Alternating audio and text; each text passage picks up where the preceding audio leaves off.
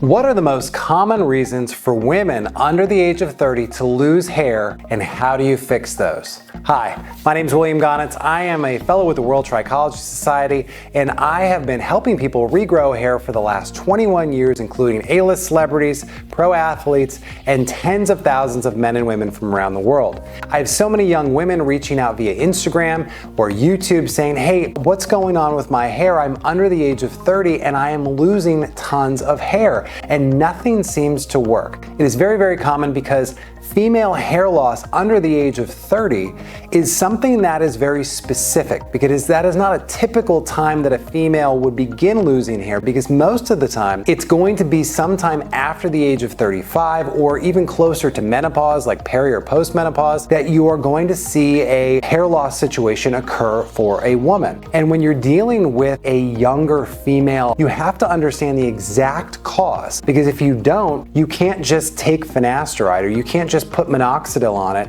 and have it magically regrow. You must block the underlying reason for the loss. And I have many clients in particularly Laguna Beach, California, where my office is, that are in the industry, whether they be an actress or a model, and they come into my office and they have literally seen everyone in Los Angeles that would normally be capable of fixing their hair loss. So they've done PRP, or they've done different types of minoxidil applications, oral minoxidil, or other variations of mesotherapy, and it still didn't work. So when they come into my office, I go over these 3 items, and then I go through a particular treatment protocol that 99% of the time takes care of the problem. So let's talk about those. So there's 3 core issues that typically arise for women under the age of 30 when they are losing their hair. The first one that is most oftentimes overlooked is nutritional deficiency. This scenario is very common because when women are having any type of dietary change, whether it be going from keto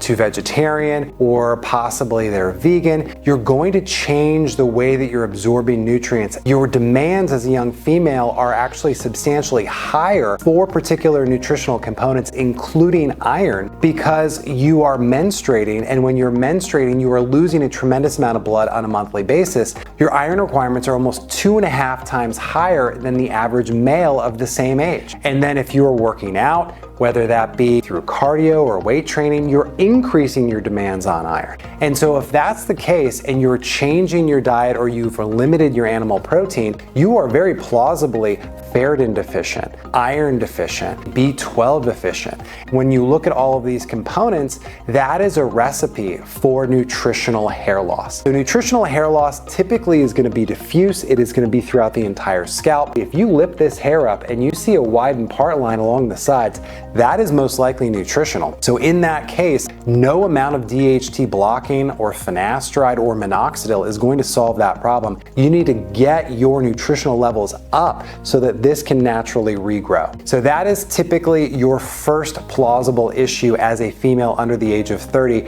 It is a nutritional component. And obviously at the end of this video, we're going to talk about solutions on how to correct that. The second most common issue is PCOS, or at least a PCOS style hormonal state. Now, PCOS is polycystic ovarian syndrome, and oftentimes women may have higher testosterone receptors, meaning they're going to absorb more testosterone, or because they actually truly have PCOS, they may have cysts on the ovaries that are going undiagnosed. Then you'll end up actually increasing your natural total testosterone and actually decreasing your estrogen, creating this out of balance alignment, which is making you susceptible to female pattern hormonal loss long before you normally would have. Normally, again, that's going to occur after the age of 35, most commonly peri or postmenopausal. So if you're dealing with PCOS, you're going to have a host of different symptoms. Typically, you're going to have more hair loss on the top of the head. You're going to have some additional oil or sort of extra oil along the top of the scalp, as well as you could have dark, thick hairs growing on your chin or on your face or on your chest, as well as you may have some menstrual irregularities. So those types of issues are going to play into the hair loss that is directly related to the amount of DHT impacting the surface of the scalp, and that would be a hormonally related loss. And then the third most common I see is birth control. Now, this isn't just all birth control, it is specific to hormonally related birth control. If you're on a birth control either orally or you have a contraceptive IUD that is pushing estrogen or progesterone into your system, it is going to lower your estrogen production and it's going to stop ovulation. And the amount of estrogen that is being provided by the contraceptive is so nominal by comparison to your own estrogen, you've now exposed yourself to hormonally related loss early. It's actually the same type of hair loss that PCOS is causing, but it's just in a different form. Again, when you're dealing with the birth control related hair loss, you're going to have more loss on the top of the scalp.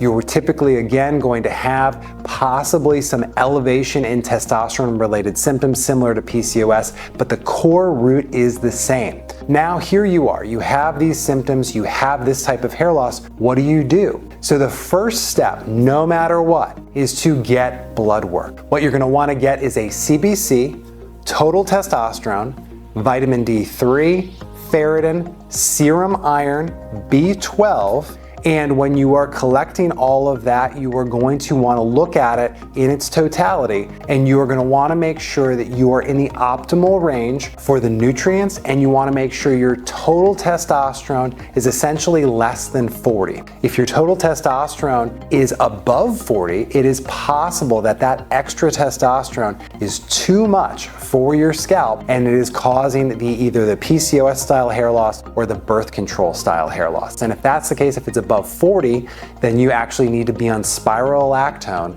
to bring down the total testosterone. Now that's only about 5 to 10% of the cases that I see, but in those cases, it is almost mandatory because if that testosterone is too elevated, it is nearly impossible to fight that without bringing the testosterone down. If you end up having lower vitamin D3, ferritin, or zinc, those are very easy to treat. You're going to want to use the Follow Growth Nutraceutical. You're going to want to use extra vitamin D3 if it is not in the optimal range, which is above 60 nanograms per milliliter. You're going to want to use derma iron if your serum iron is not in the middle of the range or your ferritin is not above 70 nanograms per milliliter. You want your ferritin to be above 70 nanograms per milliliter so you have enough iron specifically for your hair. If you're dealing with a hormonally related loss in addition to the actual nutritional loss, you're going to want to be taking an oral DHT blocker like the DHT blocker with immune support, as well as the topical application, the Follow Growth Follicular Performance Serum,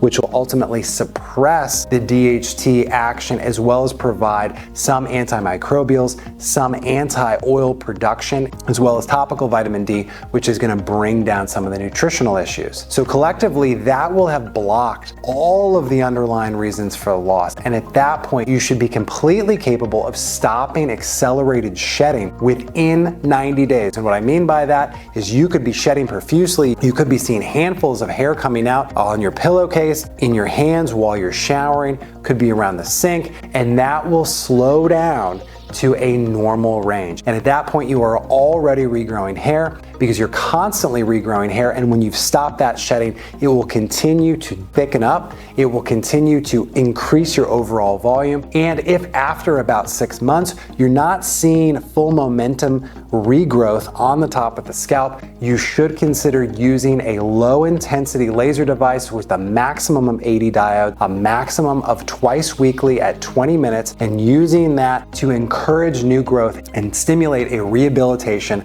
of those hair follicles that are just having a slow progression for hair regrowth. That is what you need to do. I've seen it time and time again, and that is going to be the best solution in this scenario. If you've got questions, go ahead, put them in the comments. I'm happy to help in any way.